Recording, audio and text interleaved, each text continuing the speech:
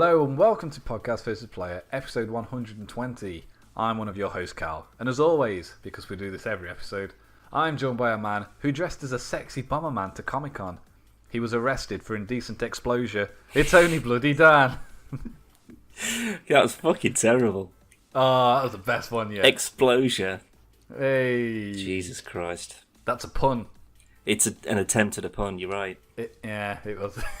I like that. I was really pleased with that. I'm glad you were, because I wasn't. I want money back. It got a snigger. What did you just call me? It got a hint of a laugh. Oh, okay, yeah. Like a mutter. Yeah. See, that was way better, you see. That's what you should have done. It was. That was literally on the ball. That's how you do wordplay jokes, friend. That's how you tickle the balls. That wasn't the sentence I just said then, was it? It wasn't. I think I said Jakes. What the fuck is going on? Jakes and Snapes. You sound much better this week. I do, right?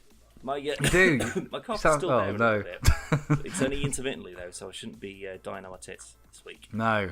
If you didn't listen to last week's podcast, available on Radio Public, iTunes. Can we get past the 2-minute mark before you start plugging stuff, please, if that's all right? Nope. Oh. Dan was dying. Like he sounded extremely poorly last week, but he seems a lot better this week. It's nice to have him back. Thanks, man.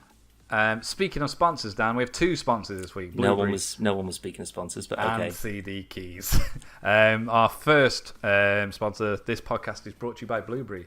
Blubrry is a premier podcast hosting service offering unlimited downloads, iTunes integration, and the opportunity to make money from your own podcast. Simply go to blubrry.com and use promo code PVP to start your podcasting adventure today. Right, Dan, do you want some news? Yep. This is for you. This is news directly just for you. Oh, just for me. Okay, yeah, bring it on then.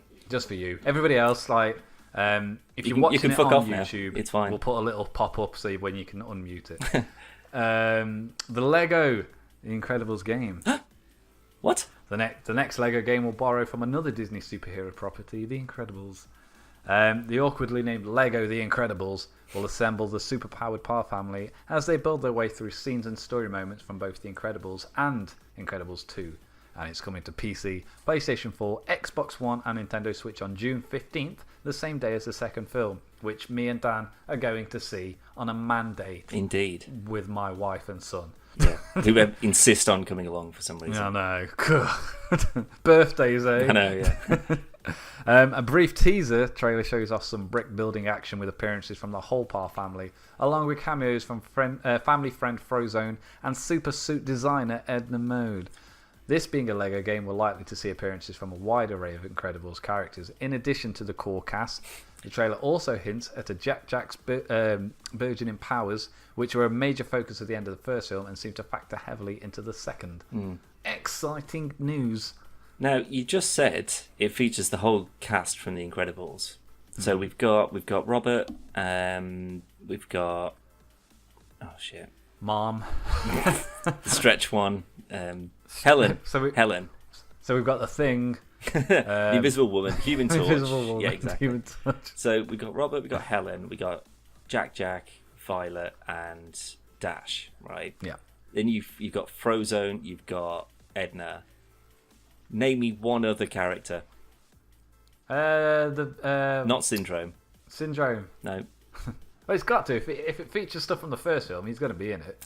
Well, maybe it'll start. But the whole thing for the Lego games, which is why I love them, is because they've every sort of iteration of a new game comes out, there are more characters to use. Like, you know, Lego Heroes from DC Marvel 3, whatever the fuck it's called. Batman.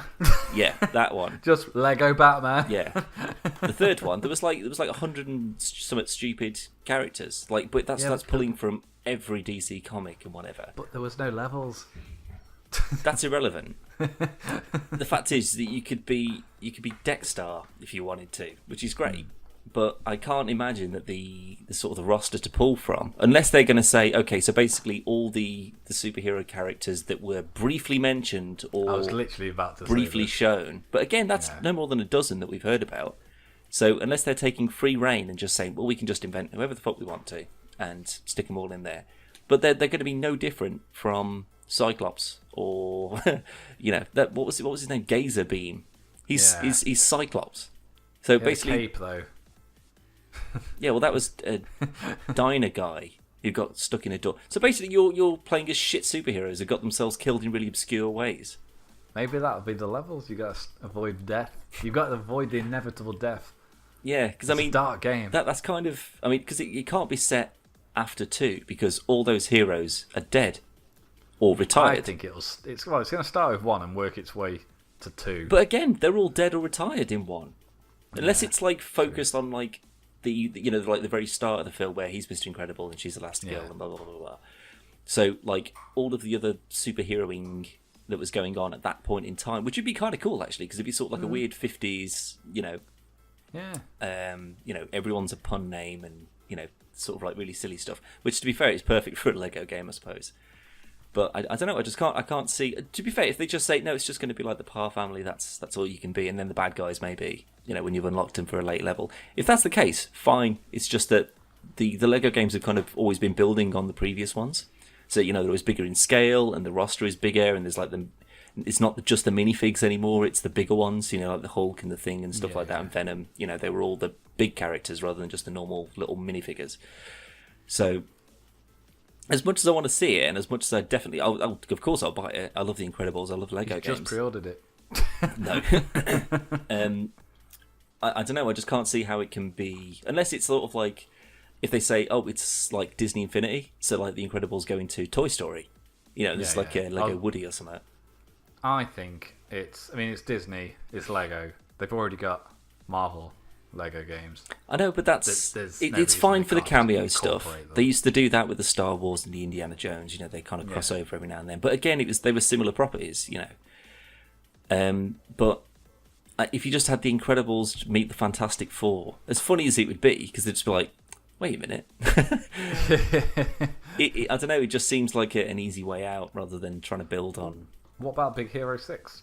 But that's what I mean. If it's them through different Disney, like if they're all in one big shared universe, which is the height of so much speculation on the internet that the whole Disney universe is like one big universe. Yeah. So there's like all the different. I mean, they could just be Easter eggs, or it could all just be in the same universe in different points of time in different countries or whatever. If they have all the Disney films and you could be like all the Disney characters and stuff doing various missions and stuff. I'd like to be able to be Mr. Incredible in Sleeping Beauty or something. Beauty and the Beast, and beat the shit out of Beast. Like stuff like that would be amazing. But that would be that would be like a Lego Disney rather than Lego The Incredibles. Like if they put the name to it, that surely means that they have to work within that kind of franchise.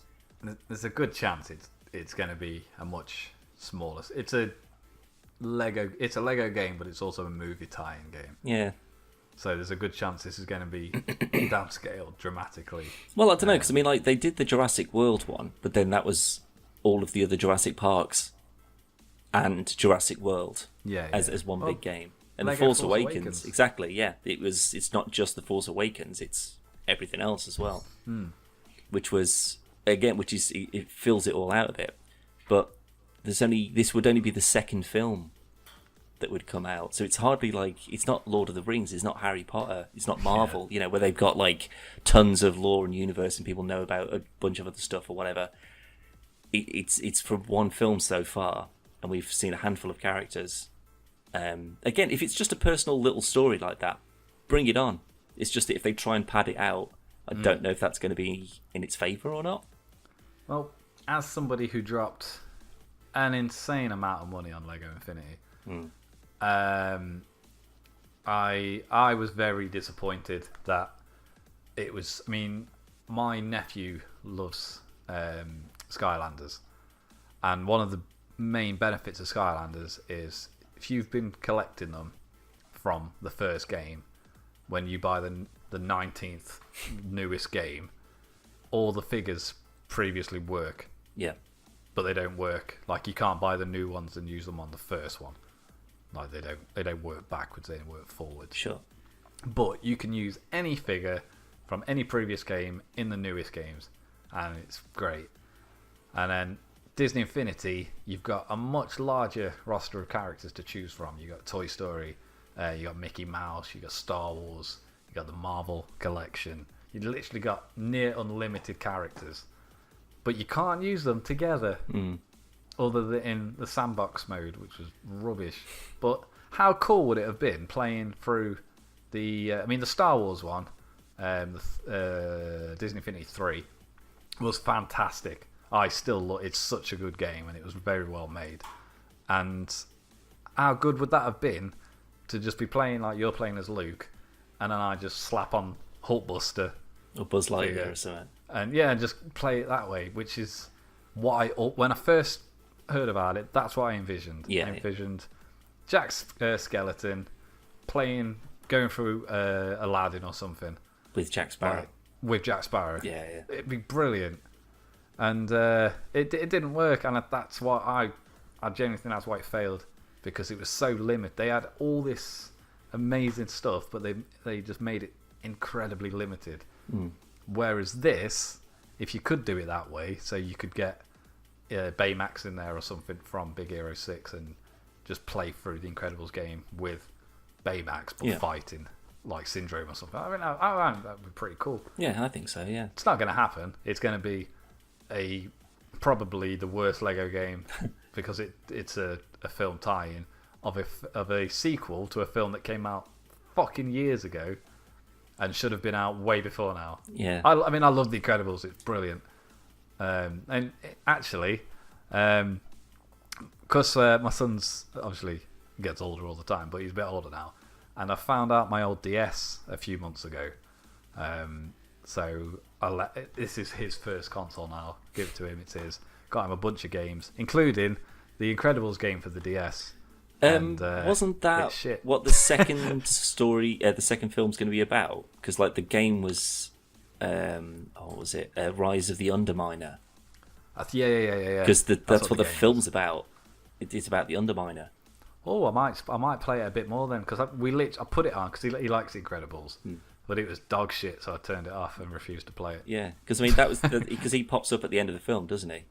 Yeah. That's like literally right at the end of the film, and then I think the game kind of either picked up from that, or it was a whole thing about him or something. I don't know. It was just I'm pretty sure it was called Rise of the Underminer, so it must be about him.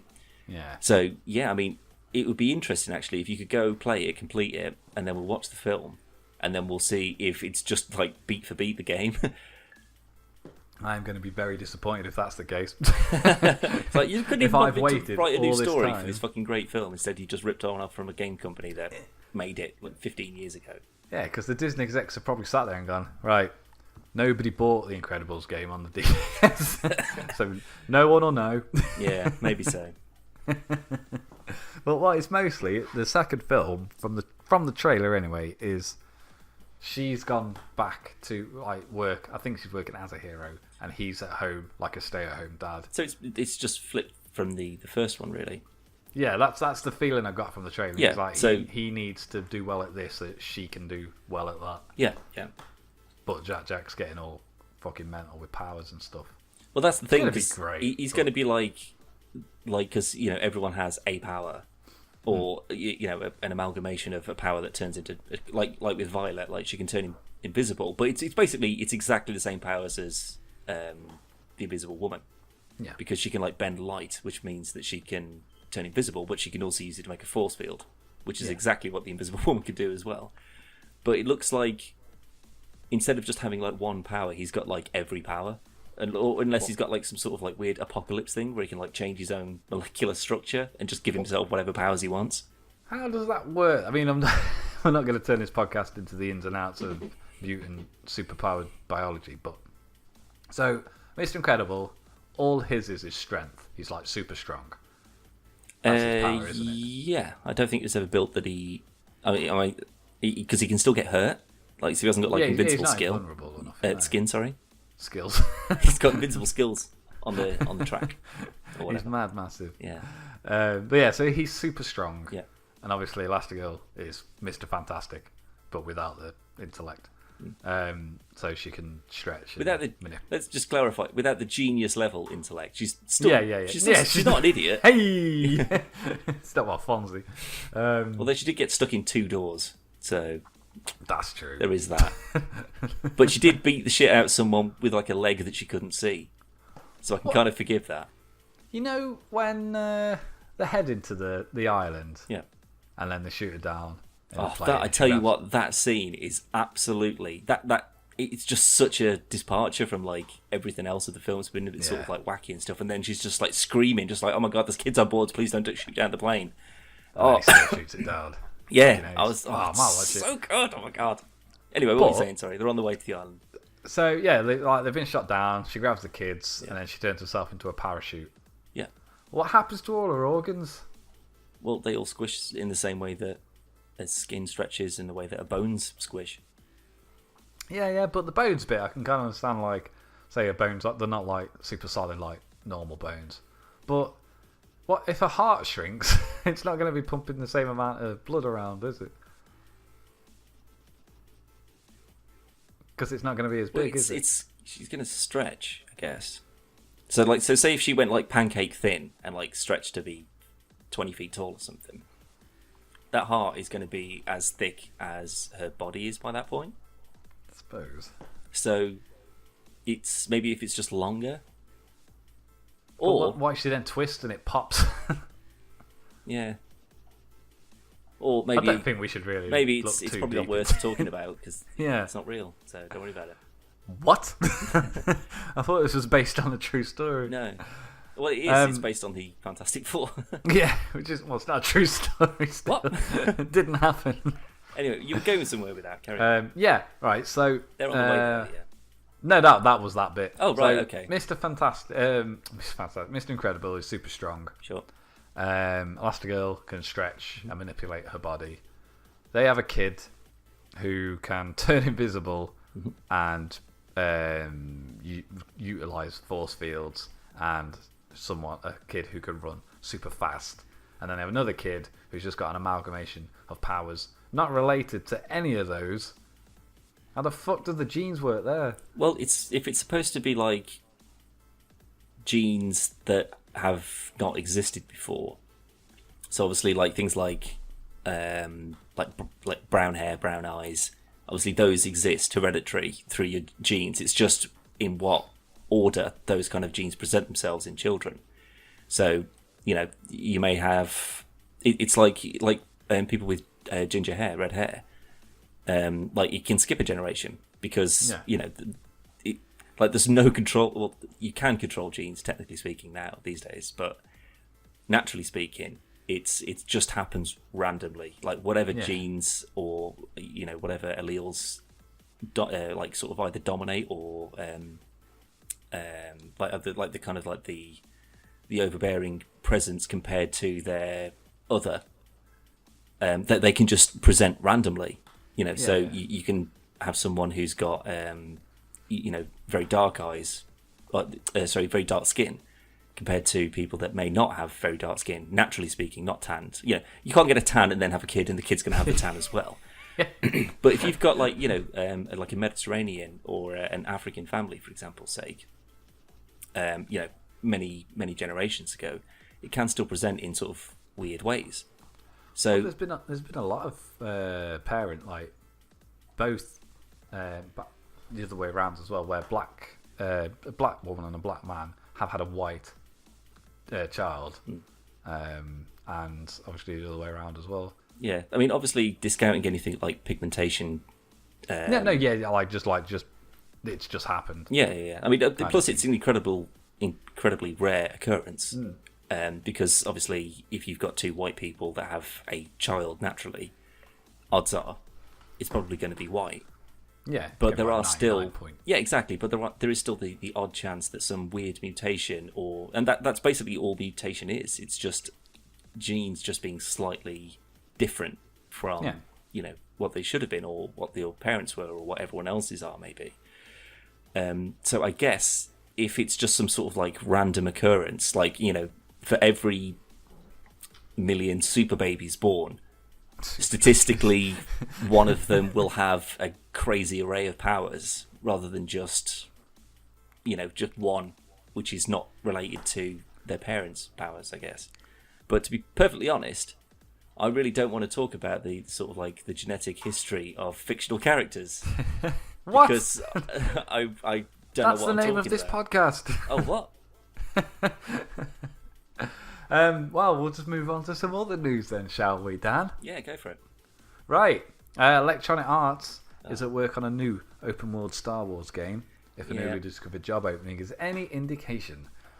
Have you seen this? I have. News? The only indication it proves to me is that potentially there's another cancelled project maybe on the horizon that they're going to hire for, and then people are going to go, oh wow, that sounds amazing, and then they go, yeah, no, forget it, we'll can that one as well. Battlefront 3's out next year. True. What really made me laugh, obviously we'll delve into the story momentarily, but when I saw this, I was watching the video for it, and for most of the entire article that was being read, they used footage from Visceral's cancelled game. What? From 1313 or from the actual one that was teased? There was clips from 1313, which obviously was cancelled, and then Visceral Games was making a... Yeah, because it was teased at E3, wasn't it? Yeah, there's a very, very short clip at E3, and Amy was it Hemmings, E3? who... Yeah, it was on a sizzle reel. Yeah, because it was the studio. It was like it. the Star Wars future or something within EA, I think. No, it's when he was walking. He was walking through. It's like a marketplace. It's like Tatooine or something. Yeah. But it was Amy Hemming, I think her name is, who was the lead director on Uncharted, left Naughty Dog to head Visceral Games to create this Star Wars game, which got canned because they closed Visceral down. Yeah. And now they're making what seems to be, at least in terms of context on what has been revealed, the same game. Do you reckon it's going to be using the same foundation, basically? It's like the same engine, the same kind of assets, maybe.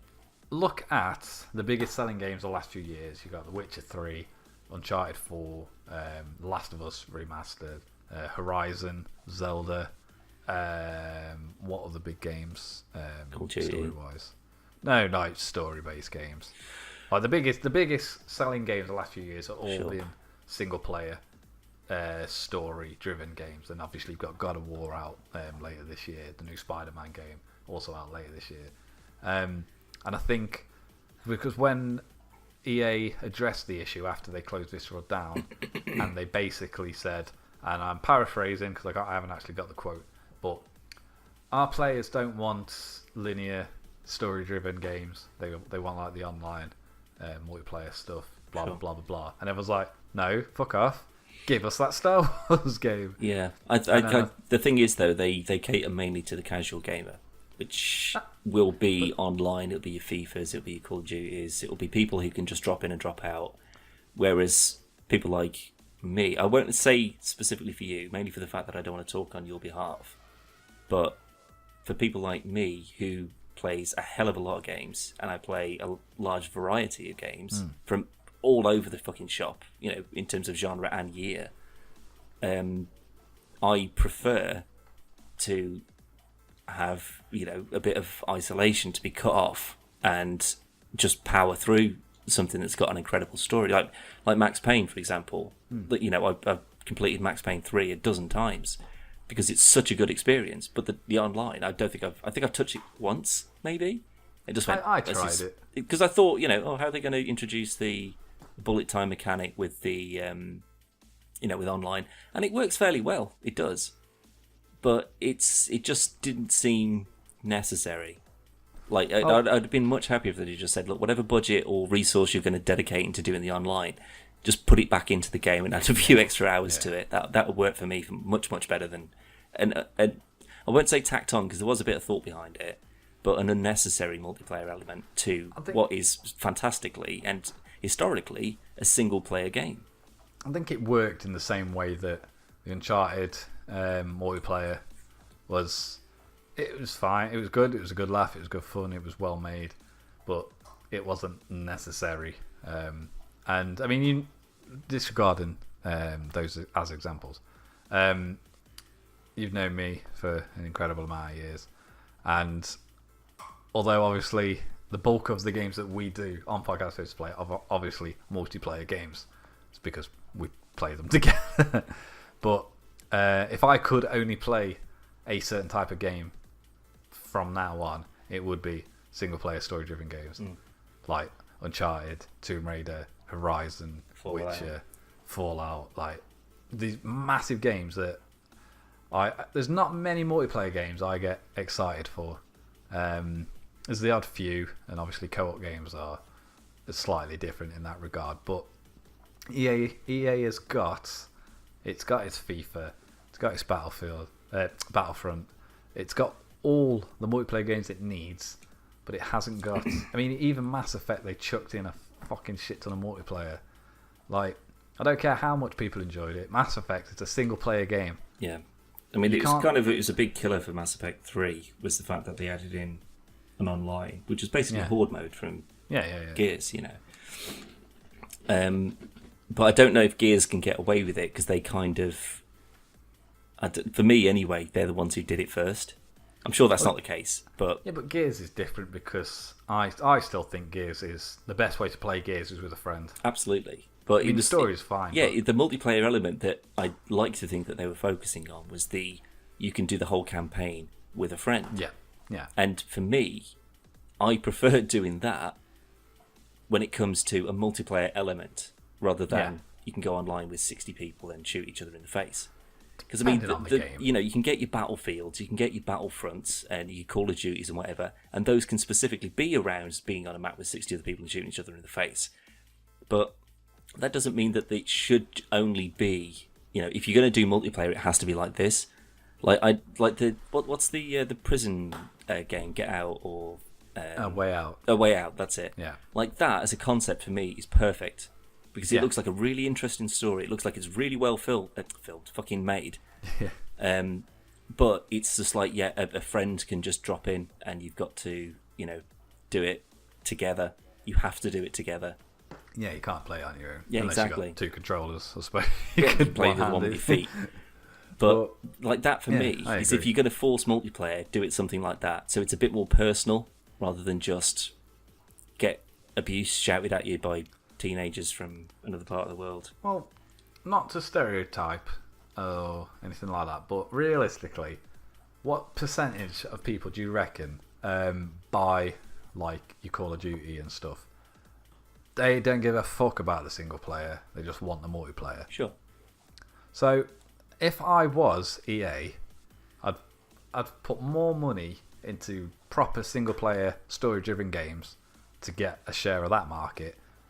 And then with the money you make, don't make a single player for Call of Duty and just put all the rest of the money you would have put into it into the multiplayer. Oh God, they'd never do as that. Good as possible. After the fucking shit kicking that they got from after the third Battlefront being released, when they were just like, "Where's the fucking single player?" Yeah, but that's because that's what we grew up on. There wasn't like, everybody looks back at Battlefront 1 and 2 on like the PC and PS2 and the original Xbox. And like, it was literally the best game I've ever played. I played it building up to obviously the newer Battlefront 2 to get in the mood. It's pretty unplayable, really, when you like think back of how good it was, and it's not that good anymore. I don't care what anyone says, it's not. And it was because at the time that was the best way to play Star Wars. Sure.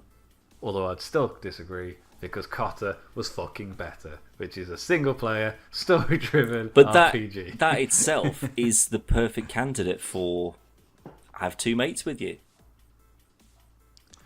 Play it together, a little squad. Like fucking, what was it called? Republic Commando. That was multiplayer, that was awesome. Yeah, but again, that was a first-person shooter. not an RPG. Yeah. But I think I'd be down for a three-party COTR. Yeah, but the fact is though is that the story element is always the key, and that again, that's why I mean I prefer it from a multiplayer point of view. If it's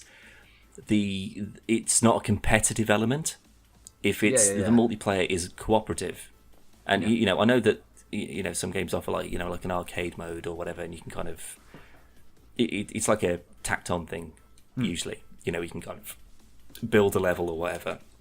But in most instances, if it's multiplayer, it means it's usually online multiplayer. And for the most part, with the exception of some recent games, like Sea of Thieves or Star Trek Bridge Crew or whatever, it's mainly... Yeah, recent. It's mainly competitive. Your Overwatches and your Dotas and League of Legends or whatever. It's usually, you're fighting other people. It's not particularly often where there is just the aim of the game the aim of the studio is to make a really good story that you can play through. That's in essence what a video game should be. In these days and ages, not fucking Pong or whatever. Pong. But remember the massive multiplayer element of Pong? Imagine that. I'd fucking play that. About 18 different flippers and balls just flying everywhere. I thought that'd be so cool. But like that's they should start with a story and make a great game, and then say what if we could have a player who could have a friend that could play with him, or two friends. Like imagine playing like through the story on GTA with two other people, so you could be in different parts of the world playing Trevor, Franklin, and Michael, all doing their own individual missions, and then you all meet up randomly, and you all get to work together for a bit. Like shit like that is way more exciting to me than a new Battlefield. And I love Battlefield. I think it's a great game, and it's good at what it does. But that's the competitive multiplayer side of it, and that's the side of things that I'm not overly interested on. And I would have to agree that if I had to choose, I would much rather a multiplayer cooperative COTA 3 rather than the MMO a Battlefield where you can have 250 people on, and although that in itself it was like, okay, you want to simulate a war and it's all this fucking madness and chaos, having 250 people online fighting each other in a big huge map with planes and tanks and shit, it would be a spectacle, and I would have to play it just to say that I had done.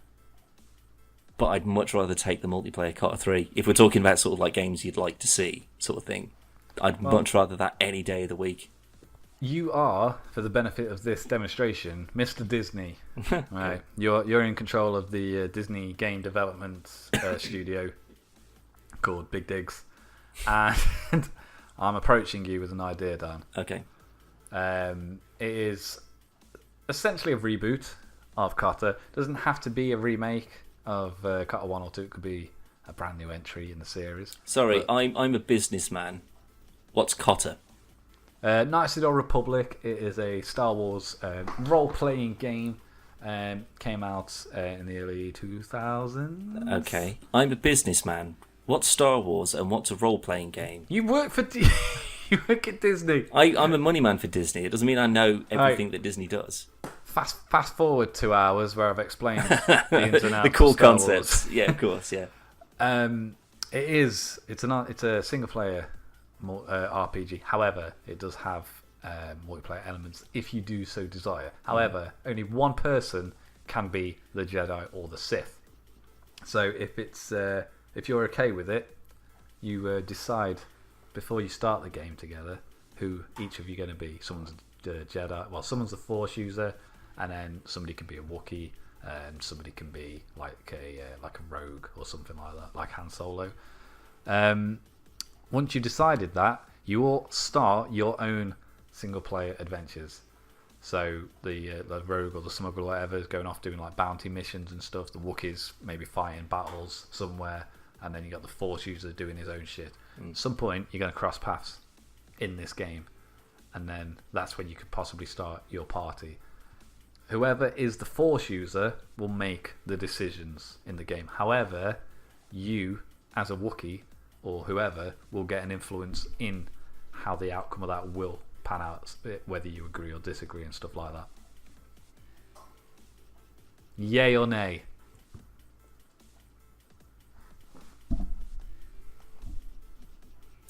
I don't understand why it would be limited to just...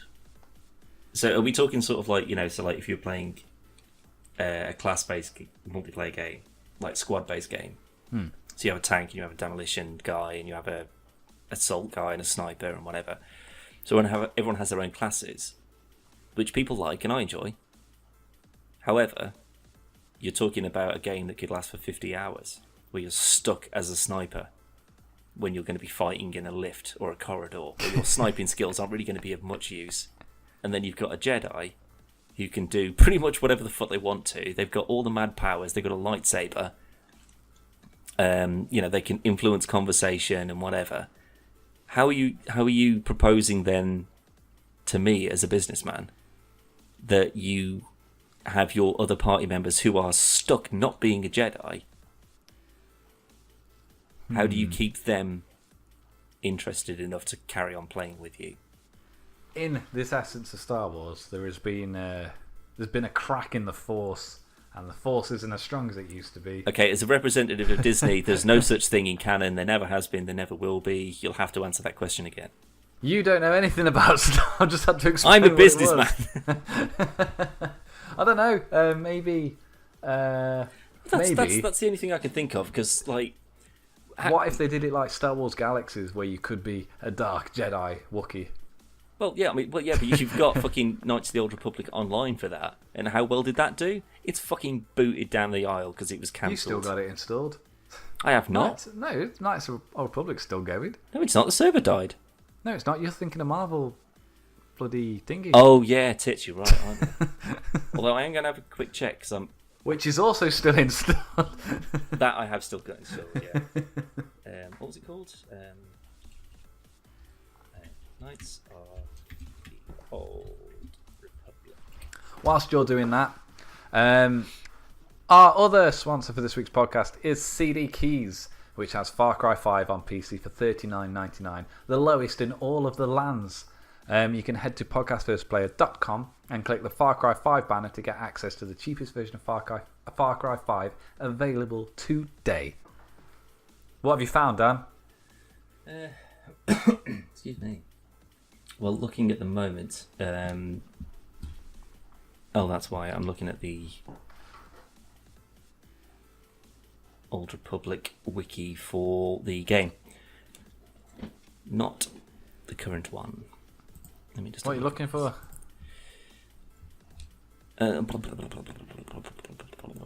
Okay. Put it away. 2016. Okay, so that was the last update. Basically, I'm trying to see if there is anything that says if it's still available or not. Knights of the Old Republic MMO? Yeah. Yeah, it's still on. Initial release date. There was an update not long ago. Launch trailer playing out. Yeah, I guess it's still there, yeah. It is! There's an update like a few months ago. Yeah. Quite a big update. I'd be curious to see as to how many fucking active players they actually have on this. I think it's reasonably large, to be honest. Oh. I'd tell you the best thing about Knights of the Republic MMO is the blur videos. Oh yeah, God, that's what sold me on it. Yeah, fuck. I remember when it was announced and they showed the trailer. I was like, it's Cut 3, and I had the biggest erection I've ever had in my entire life. And then it was like online. I was like, motherfuckers. I wouldn't have been so bad, but I just didn't enjoy it. I could not get in. I mean, we tried it. I couldn't get into it. I'm not a massive. I think and it pains me to say it really, even though I did enjoy it. But the only MMO I've really got into was DC Universe Online. And we haven't played that in a very, very long time. And I don't think we will. Anyway, the job listing discovered by GameSpot was recently published on EA's job site. It's for the position of a lead online engineer in Burnbury at EA's Vancouver studio, and it makes no attempt to hide what applicants will be working on. The opening sentence reads, quote, lead a team to deliver online features for a Star Wars open world project. The rest of the listing doesn't share much else, though there are references to the game being multi-platform, which is a little surprise, and a requirement to have, quote, experience implementing online features such as matchmaking, interactions, live services, server host migration, etc. Probably loot boxes. That's pretty much all it said. Sorry, I was reading. What did you say? So basically, the advert's gone up. EA are definitely making a Star Wars open Oh, world right, project. fuck, we're back to that again. Oh, yeah. Yeah. Okay. I'm not reading it all again. It was quite long. No, it's fine. Yeah, I get the message, though. They're hiring for some Star Wars-related projects, which could very well just be the rekindled corpse of whatever it was that they cancelled from Visceral. More than likely. Fair dues. We need a good single-player Star Wars game. This isn't going to be it. I think the last one was Lego. Possibly. What I'd really like They should count is the mobile games, which I don't. No, I would like them to start afresh with 1313. Yeah, that's never going to happen. That died in like 1313. 2013, I want to say? 2014? Hashtag bring back 1313. Yeah, I think you've missed your opportunity for that hashtag to catch on, to be honest. I'm pretty sure it's going strong still. But I genuinely, right, when Disney bought the license to Star Wars from Mr. Lucas, for the fucking life of me, I cannot think why they went, you know what? Let's scrap everything that's fucking awesome and focus on this. But They wanted not do anything with it. They wanted to bottleneck it, so you didn't have like 1,000 contradictory stories in book and comic form. So they could just say, no, we're going to restart the whole thing. Everything in the film, everything in the Clone Wars TV show, and everything in Rebels, those are the only things that ever happened, for sure. Everything else are just legends. So it can be easily retconned, and just they decided it never ever happened. But they could have just changed the characters for 1313 into people that are going to be in their universe and still made a game out of it. They obviously might have to change the story, but it looked fucking amazing. It so did. Well, it's because they closed down LucasArts, didn't they? Yeah. Like the people who have made... Like, they closed down LucasArts and then gave the license to fucking EA. It's like a big black hole just sucking everything in. But, I mean, just off the top of your head, if you could have any Star Wars game tomorrow, what would it be? Cotter, for sure. Just Cotter, that's all you want. Maybe a new Empire at War. No RTS. Hey, you don't get to comment on my fucking choices. I do when the shit choices. No, fuck off. I think maybe Galaxies, mainly for the fact that I never got to play it, so I kind of want to before I go, oh no, it's just another shit MMO, never mind. You can still play it. I looked into this a few months ago. Is it like a private server or something? Yeah, you have to do a lot of things to get it working. I think it originally relied on, was it Gamefly? Which closed down. GameSpy. GameSpy. It did rely on that, I believe, and then obviously once that closed down, they had to change the way it's worked. And I was like, fuck it. I never played it. I'm going to play. I'm going to do it. So I looked into it, and I was watching a video on YouTube on how to do it. And while he was talking, he was playing Galaxies. Like, man, this looks fucking wank. It looked worse than Cotter. I was like, yeah. No, I don't think I will. And I didn't. Yeah. I think there was talk of a Republic Commandos 2, wasn't there? Which I think was cancelled as well. So. But I don't think the first did exceptionally well. I had it on the original Xbox. I really liked it. I really liked it on the original Xbox as well. I thought it was a really good game. It was like all, squad-based tactics and stuff. I thought that was pretty cool. It's basically Halo. No. With Star Wars. No, it was like you've got to command your squad and you can change their positions and stuff. That was awesome. Yeah, but it was just a first-person space game. Well, yeah, but you also can't have a Jedi game every single time. No. But which again in 13 wasn't. Yeah, one of the main reasons it looked so good. Mm. And the fact that it basically looked like Star Wars in space, Uncharted in space. Yeah, it did a little bit. Although that's not a negative. No, I agree. I think it's a good look. Mm. But I do want because I don't think it ever happened in Republic Commando. And in most games that, especially with Knights of the Old Republic and stuff, you could just be a human character without any force powers. But you would usually have someone with force powers in your party because they would heal and they'd electrocute people and stuff. Yeah. There's infinite benefits of having someone who's a force user. Whereas I would kind of like to, because like even like in what was it called, Jedi Academy 2, Yeah. maybe, or maybe the first one or the second one, I can't remember. But you like Kyle Katarn, I think, and you started out as a trooper, and then you basically got yourself a lightsaber and force powers and all that kind of stuff. I would like to be a sort of like in that kind of 1313 way, like maybe even just from the trailer, where they're in a ship that's like falling down a hole, and they're blasting people from like behind cover and stuff.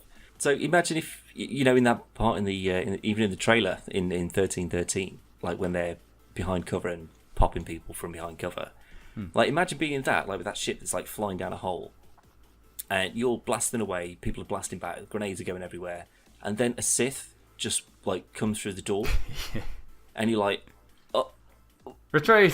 what do I do? Yeah, you go, okay, well the only option I can do is run away. Yeah. Because like then that proves a point as to just how powerful they are. Because like you go, oh, the only thing I can do is shoot at him, and that does nothing because he can shoot it back at me. So any shot that I put on him potentially will kill me. So you go, okay, well fuck it, I can't fight them, I have to run. But then like you've got to kind of outthink how they work and like make them step on a mine or something. I don't know. Yeah. You've really got to think outside the box in order to take them out. Where you can't just like whack them with the lightsaber for a bit until they die. Yeah. Something like that, where you're still going through all the grimy crime stuff, but then eventually, like when a Jedi shows up to stop you or something, even like a Padawan, and he just annihilates you. There's nothing you can do. Like that to me would like open up like just like, oh my god, I got like a totally new respect for like when you're playing like the Force Unleashed. Like imagine trying to play a game where you're a stormtrooper going up against Starkiller. Yeah. It's like, so you're in a room. It's like, okay, he's trying to come down the corridor. He's in the bang, and then all of a sudden, all the doors get blown off. He's done like a big force push, and you get killed before you even see him. So basically, you want Star Wars Dark Souls. Yeah, and like all the bosses are like severe force users. Like something like that would just be amazing. It's just to showcase the power that they really have, because you take it for granted when you're playing as them. Well, that's the thing, especially as every single Star Wars game I can think of off the top of my head is, even though you are a Force user in the majority of them, you're severely underpowered, and you take a few shots and you'll die. And then obviously as you get more powerful, you can take out more people easier, but it's still a challenge because it's a game. Whereas if you actually read the Star Wars novels and the comics and obviously watch, like a lot of people don't seem to realise how much power Kylo Ren must have had to just stop that blaster bolt mid-air, just keep it there, carry on doing what the fuck he was doing, walk to his ship, and then just go phew, and then let it fucking explode everything. Like, that takes an incredible amount of power. Or from Luke Force projecting user. himself across the fucking galaxy. Yeah. Like, that's prior almost to that, unheard of. Oh no, Yoda did it. I know, but Rebels. that's Yoda. But that's what I'm saying, prior to that, the only person I know that did it was Yoda. Yeah, I mean, to me, that is a far much more, apt display of power than just having, like, a Yoda, a Darth, Count Dooku, flippy lightsaber fight. Yeah. Because they throw a couple of rocks at each other and goes, right, okay, well, clearly we're not going to sort this out this way, we'll have to use a lightsaber. So it's like, oh no, surely when you're powerful enough, you don't need... It's like the Matrix. Yeah. Like when Morpheus is just like, he's just like, oh, so what, I can dodge bullets? It's like, yeah, when you're ready, you won't have to. It's exactly the same principle. It's just like when you become like a master of the Force, you don't even need a lightsaber. What would be the point? You just think, die, bang, dead. Palpatine very rarely uses a lightsaber. Well, he's never in the films. He used it in Rebels, but he was a lot younger. Because obviously this was when Maul was still knocking about. Yeah. And I think he does use it in the comics and the novels. Oh, hold on. Did he use it in 3? You know when all the Jedi come to arrest him? Possibly. I think he uses it. I've blanked a lot of it out of my memory. Because he must do, because he kills like a bunch of them straight away. Yeah. But again, to me, that doesn't mean, oh my god, this guy's the most powerful guy ever. It's the Darth Vader. He can just choke you through a screen. Yeah. It's just like, I don't need to physically beat on you. I can, wherever I am and wherever you are, it doesn't make any difference. I'll fuck you up. Well, back to my question. I have got 2 games that I want. First one being, I'm happy with just a remake of Cotter one or two, preferably two, because that is my favourite. Or a combined thing, maybe. Yeah, just fucking put them together. Yeah. But with like the Witcher 3 engine, that kind of shebang. Okay. I think EA use their own engine. No, but I mean, like, let's get it looking like that. Oh, well, okay, fuck yeah. it. Actually, for going off that, Battlefront 2 looked amazing, but not first person. Let's have it third person, obviously. Sure. My actual idea, though, is going back to 1313. Disney have decided to seize all assets previously done, so every current game build that is available of 1313, and they're going to carry on with it. However, they're going to change the story, and they're going to swap out the characters, and instead of it being just a random, like, rogue bounty hunter type person, it's Ezra Bridger. Oh. No, Ezra Bridger joining the rebels, so he is He's like 11 years old. Yeah, but it'll start there, and then it'll move into when he meets Kanan and Fuck that! and everyone. No, because he's going on adventures and stuff before that. He's like stealing and shit. Oh, you dick! I don't want to play that. I'd much rather play basically the game version of whatever the Solo movie's going to be. Nah, I thought that. I want to have Han and Chewie running around blasting people. Doing the Kessel Run or whatever, and flying the Falcon. That's the kind of shit I'd rather do rather than be a child. I've had Han and Chewie in that since the fucking 80s. Rebels is finished now. I want more Rebels. Well, fuck it. They'll do a Lego game for it, I'm sure. I'm sure they won't. The closest I got was Disney Infinity. I don't know, unless they're characters in the Force Awakens Lego game. I haven't checked. They could very well be. In what? The Force Awakens. Nah, I don't think they are. I can have a look for you after this podcast. Yeah, I'll have a look. Yeah. Don't carry away, it's not real Rebels. Which, by the way, if you haven't watched, has finished, and it was brilliant. Like, Zoe cried. The ending was phenomenal. Sake. It was a brilliant last season. Yeah. Just disappointed that it's finished. Speaking of finished, that's it. Thank God for that. If you would like to see more stuff and listen to more stuff, you can head over to the website, which is www.podcastversusplay.com or .co.uk. You can head over to YouTube, which is youtube.com/podcastversusplayer. You can follow us on Twitter at podcastversusplayer and Instagram at podcastversusplayer. We are on iTunes, Radio Public, Castbox, Stitcher, Blubrry, literally any podcast place you can think of, we're probably there. You can head over and you can listen. You probably listen to this, because by the time you've listened to this, it's already on the internet. It blows my mind. Yeah. Damn, we didn't do it last time because you were like close to death. But what is on Dan's monitor? What is on it today? Yeah, I forgot about that shit jingle. Okay. Which one do you want? Give me a left. Okay, you might get this. It's a game you sent me a picture of. A game I sent you a picture of. Is it a game we want to play or just a random game? No, it's a physical picture, not a drawing. And it's not a screenshot. It's a physical picture that you've taken, and it's a game that both of us own. Grand Theft Auto 5. No. Oh. But I've obviously got it on the PlayStation or something. Indeed, you do. And we both own it. Is it Fallout 4? No. Am I close? Is it that era? Time wise? Yeah, kinda, yeah. So it's probably PlayStation 4. Tomb Raider? No. Oh. I'm trying to think. South Park? No. No, you were there when I got South Park. Or why would I send you a picture? Yeah, exactly. Sat next to it. Okay, well, I'll give you a clue. It's something that you've bought because I bought it. Although it's one that we can't play together, we also can play it together. What? We can't play it together, but we can play it together.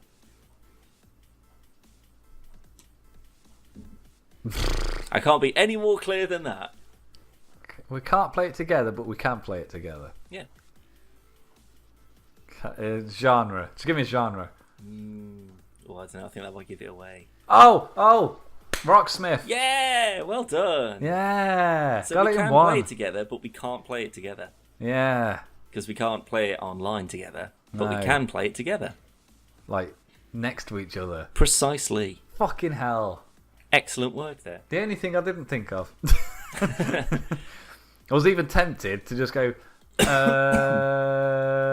then like sneak off to look. But yeah, got it in one. I'll edit most of the guesses. Good. You can edit most of the podcast out as well if you want to. Yeah, it's going to go from about 55, 56 to about 3. That's fine. Is it just going to be the ad reads? I've got a feeling Yeah, so this is brought to you by Blubrry and CDkeys. See you all next week. Just for reference, because it is relevant, CDkeys, For God's sake. the sponsor of this episode, has Far Cry 5 on PC for $39.99, which is the lowest price. They're $37.99. I think you'll find Callum Povey. As of recording, it was $39.99. So it's even cheaper now, according to Dan. When it was Under out, 40 quid, anyway. when it was out yesterday, it was 37. Oh, there you go. Well, it's still the cheapest you can get it. It's like It's the cheapest I've seen. £50 upwards. Absolutely. Everywhere else. And so just go to podcastfirstplayer.com and click the massive Far Cry 5 banner on the right and get access to the cheapest version of Far Cry 5. Dan, I'll see you next week. Indeed you will. Bizzles.